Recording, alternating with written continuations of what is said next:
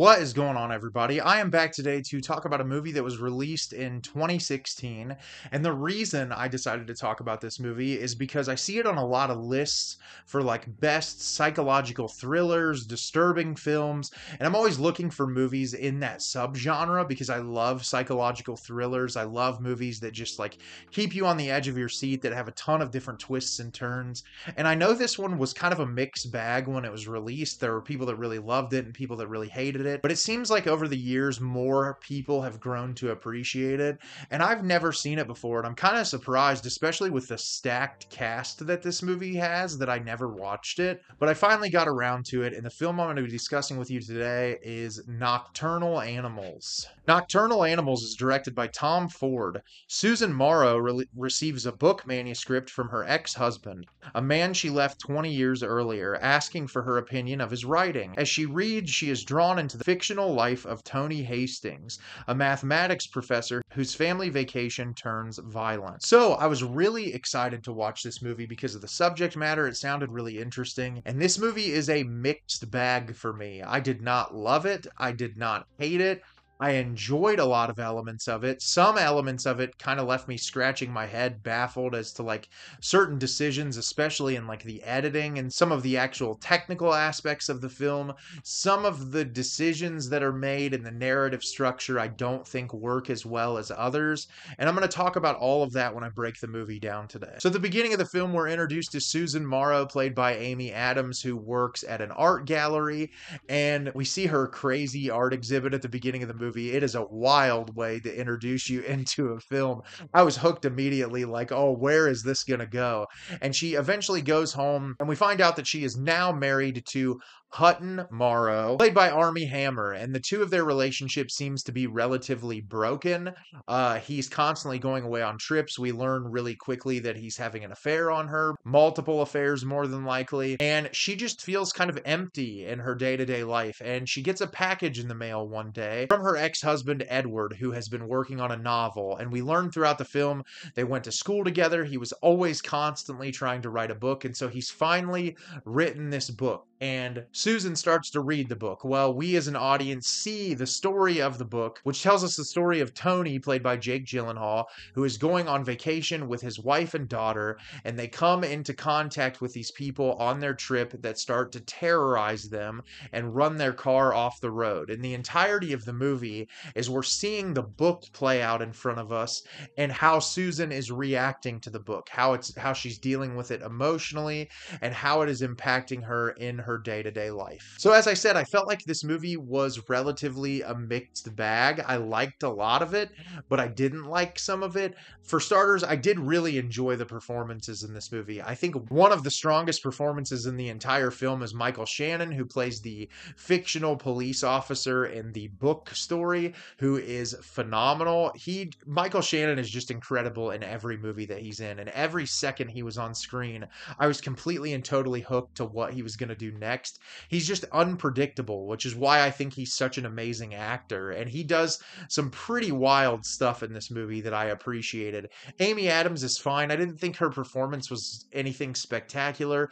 Jake Gyllenhaal was really solid. There were a couple of moments I felt like he was hamming it up a little bit, that he could have toned it down, but I did appreciate his performance for the most part. But there is a stacked cast in this movie. Isla Fisher, Aaron Taylor-Johnson, Laura Linney, Andrea Riseborough, Michael Sheen. I could go on and on. There were so many faces that showed up in this movie that it really just took me by surprise how stacked the cast was. And I feel like everyone does a really nice job contributing to the story. The movie is well shot. There's a lot of really great shot composition in the movie.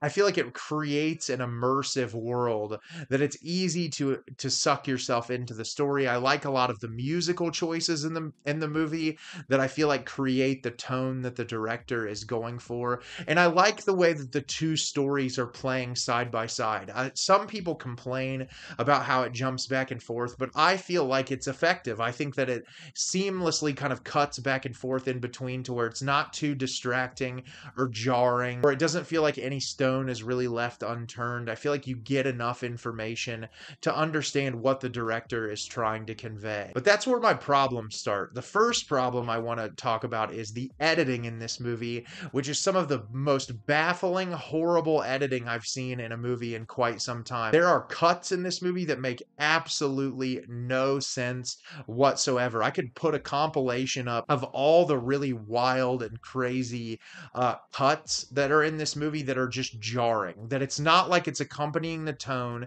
It's not trying to pull something out of you as a viewer. It's just like the editor had never done this before and was like hard cut, hard cut, hard cut. And it's just really distracting after a while to have to deal with that when you're watching a feature length film. So the editing was just kind of baffling to me. I wasn't 100% sure why some of those decisions were made. Some of the moments with characters, the dialogue can be a little rough, a little bit campy and over the top in a way that I don't think makes these characters feel real all the time, especially when like Amy Adams' mom is introduced. Some of their sequences together, I was just kind of rolling my eyes. It felt much more Hallmarky than true drama, which I guess if the movie was going for a schlockier tone, I would have been okay with it, but it's not. It's really trying to take itself seriously, and so that was a little bit distracting as well. I also feel like for how many people put this up there with like disturbing suspense thrillers, outside of the initial incident with the characters in the book and what's happening with them, I felt like this movie was relatively tame and got kind of bland the further into it that it went. I was less and less invested because I just kind of had a feeling where it was going to go.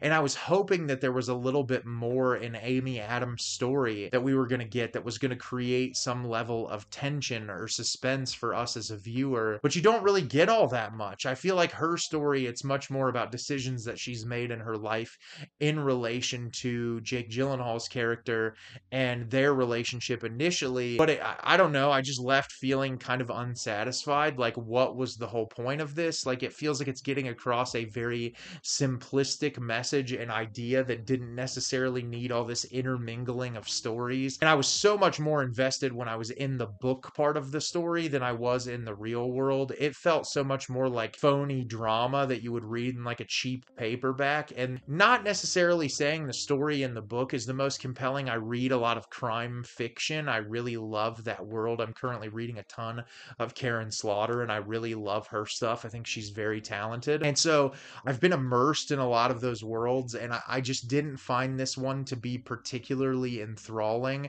I was much more interested with how the stories were intermingling and the decisions that the director would make. And I'm kind of surprised that this is so highly ranked for some people. It just didn't feel all that special. I mean, when you look at like the same time period where a lot of like Fincher's Gillian Flynn adaptation of Gone Girl, like there's so many incredible suspense thrillers that have been released in the past like 15 years, and this just didn't fall in that category for me. I don't think it's terrible by any means. I think if you haven't seen it, it's probably worth one watch. There's also this one jump scare that's added into the movie that was completely nonsensical. I almost feel like they were worried the audience was dozing off, and it was kind of like to bring you back into the movie or something. But yeah, it's an interesting enough watch that I think it's worth checking out once, but I don't see myself revisiting this anytime in the near future. So have you seen Nocturnal Animals? Did you love it? Did you hate it? Leave me a comment down below and let me know what you thought. I thought this movie was mediocre. I wasn't a huge fan of it. It was relatively a mixed bag, but by the end I was like, it's fine. As always, if you can like the video and subscribe to the channel, helps me out a lot and lets me know the type of content you're looking for. I'm always putting out new material and look forward to putting more out for you in the near future. And as always, everyone, thank you so much for watching and have a great rest of your day.